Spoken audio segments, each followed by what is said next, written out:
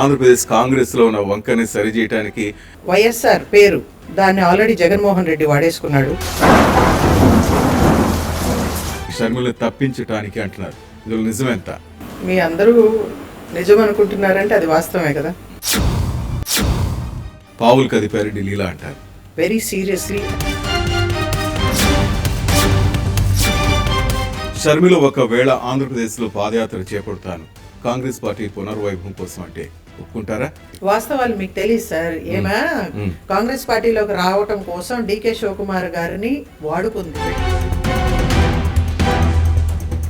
ఈ మధ్యలో శుంకర పద్మశ్రీ చేస్తే వీళ్ళందరినీ తొక్కిపడేయటం ఎంతసేపు అండి మాకు?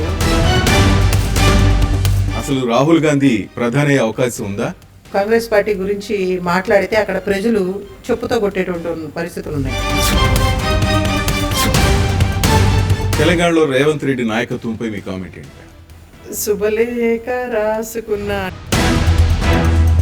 తెలుగుదేశం పార్టీ కానీ, జనసేన కానీ, బీజేపీ కానీ, వైసీపీ కానీ మీ కాంగ్రెస్ పార్టీని లెక్కలోకి కూడా తీసుకోవటం లేదు మేడం.